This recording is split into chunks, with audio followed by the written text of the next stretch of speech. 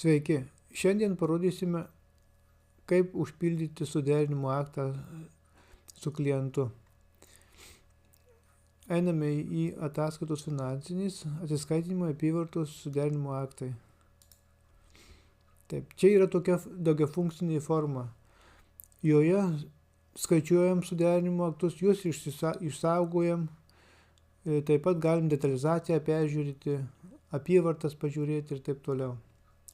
Sakykime, norim 7 gero mielų klientų pasižiūrėti, kokia yra padėtis suderinimo aktas šiai dienai. Turime 10 mėnesio 2 dieną. Taip, sakykime, jeigu čia būtų daug klientų, tai greitoje paieškoje mes susiieškom ir rašom fragmentą, radom. Ir dar tiesą nepaminėjau, kad reikia, kad klientai būtų visi nepažymėti, nes aktus skaičiuoja pažymėtų klientų, ne tik vieno, bet gali ir visų skaičiuoti.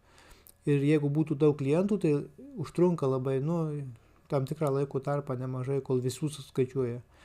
Todėl pažymim ir vėl nuimam žymas. Reiškia, visi klientai nepažymėti. Tada pasiieškom 7 klientą. Radom, jį pasižymim, kad pieštuko neliktų, nueinam žemyn. Į kažkokią kitą vietą nueinam, kad jo neliktų taip. Ir dabar spaudžiam suderinimo aktai. Laikotarpį užsidedam, nuo kurio mes norim, kad operacija skaičiuotų. Paspaudžiam suderinimo aktai. Paskaičiavo ir taip. Ir dabar matom suderinimo aktą, kad reiškia kreditas 6234. Galim dabar pažiūrėti ir detalizaciją. Čia yra visos operacijos. Reiškia, pirkome, pravedėme per banką ir likutis pabaigai, reiškia, mes skolingi 6234 eurus 97 centus. Taip, matome, kad išsaugotus aktus jisai papuolė. Sakykime, jeigu sutinka klientas, mes paspaudžiam, kad yra patvirtinta ir užrakinam. Ir dabar išeinama, kad nebūtų pieštukų į kitą eilutę ir matom, jis pažymėjo žaliai. Mes galim bet kada jį pasižiūrėti, o šitoje vietoje paspaudžiam, mes žinom, aktą galim siūsti ir taip toliau. Jau čia yra aktas užfiksuotas. Aišku, mes jį galim ir išekspertuoti į PDF dokumentą, kaip ir visus reportus. Taip, uždarom. Tai ir dabar, jeigu kito kliento norime, arba šiuo atveju nedaug klientų yra, tai galim visų paskaičiuoti.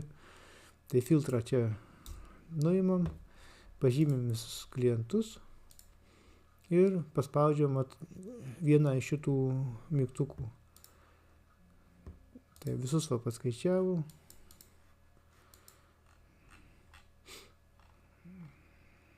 Čia yra detalizacijos visų tų pažymėtų klientų. O jeigu suderinimo aktai, tai čia bus suderinimo aktai visi. Taip, uždarom. Ir, sakykime, vienas išliko, kur mes pasižymėm žaliai paspaustas jisai. Jeigu norim ištrint, paspaudžiam šitą knopkę ištrinimo, visus ištrinį paliko vieną. Ir dabar, kai bus kito laikotarpio skaičiavimai, tai jisai remsis šituo aktu. Jeigu bus paspausta knopkė suderinimu skaičiuoti nuo paskutinių aktų. Jeigu nebus paspausta, tai skaičiuos iš naujo. Ta prasme, kad ims visas sumas nuo pat pradžių. Tai tiek.